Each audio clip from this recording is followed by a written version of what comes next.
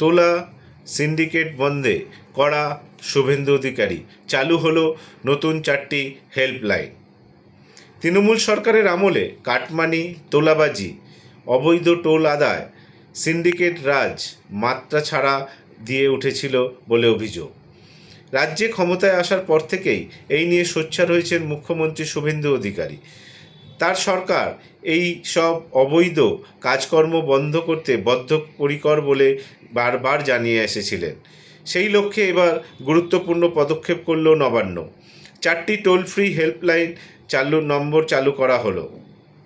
মঙ্গলবার ভবানী ভবনে আনুষ্ঠানিকভাবে 4টি হেল্পলাইন নাম্বার চালু করেন মুখ্যমন্ত্রী। আম জনতা এই নাম্বারগুলিতে ফোন করে অভিযোগ জানাতে পারবেন। অবৈধভাবে নেওয়া রোড ট্যাক্স বা টোল নিয়ে অভিযোগের হেল্পলাইন হলো 155337। এছাড়াও কাটমানি এবং চোলাই মদের ঠেক নিয়ে অভিযোগ জানাতে গেলে ফোন করতে হবে যথাক্রমে 155334 এবং 155339 নম্বরে। এর পাশাপাশি এদিন মুখ্যমন্ত্রী পুলিশ কর্মীদের রেশন ভাতা 500 টাকা বাড়ানোর কথাও ঘোষণা করেন। 1 লক্ষ পুলিশ কর্মী নিয়োগের পাশাপাশি পুলিশের পরিকাঠামো উন্নয়নেরও একগুচ্ছ পরিকল্পনা গ্রহণের কথা জানান শুভেন্দুবাবু। এদিন রাজ্য পুলিশের সদর দপ্তর ভবানী ভবনে আয়োজিত অনুষ্ঠানে মুখ্যমন্ত্রী বলেন, দুর্নীতির বিরুদ্ধে ঐক্যবদ্ধ লড়াই করতে হবে। সেই লড়াইয়ে সাধারণ মানুষকে এগিয়ে আসতে হবে। রাজ্য সরকারের তরফে স্পষ্ট বার্তা, দুর্নীতির বিরুদ্ধে অভিযোগ পেলেই দ্রুত পদক্ষেপ করা হবে। তিনি আরও জানান, এই হেল্পলাইন নাম্বারগুলিতে রাজ্যের যে কোনো প্রান্ত থেকে অভিযোগ জানানো যাবে। সকাল 8টা থেকে রাত্রি 10টা পর্যন্ত এই নম্বরগুলো চালু থাকবে।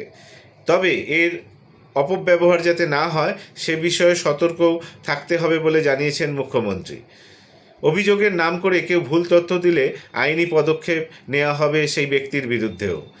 অনুষ্ঠানে মুখ্য সচিব মনোজ আগরওয়াল বলেন, টোল ফ্রি নাম্বারে আসা প্রতিটি কল রেকর্ড হবে। প্রতিটি অভিযোগের নিষ্পত্তির জন্য নির্দিষ্ট সময়সীমা থাকবে। অভিযোগের ভিত্তিতে কী কী পদক্ষেপ নেওয়া হয়েছে তার রিপোর্ট জমা পড়বে মুখ্যমন্ত্রীর দপ্তরে। এর জন্য তৈরি হচ্ছে এসওপি। মুখ্যমন্ত্রী আরও বলেন, রাজ্য ও কলকাতা পুলিশের গরিমা আবার ফিরিয়ে আনা হবে। কেন্দ্রীয় স্বরাষ্ট্রমন্ত্রী 3 দিনের সফরে পুলিশ ব্যবস্থাকে অত্যাধুনিক এবং গতিশীল করার কথা বলে গিয়েছেন। আমরা পুলিশের 1 লক্ষ নিয়োগ করব। 47,000 শূন্যপদ রয়েছে। যে 14,000 কনস্টেবল পুলিশের ট্রেনিং নিয়ে বসে রয়েছেন তাদের নামানো হবে পুজোর আগেই।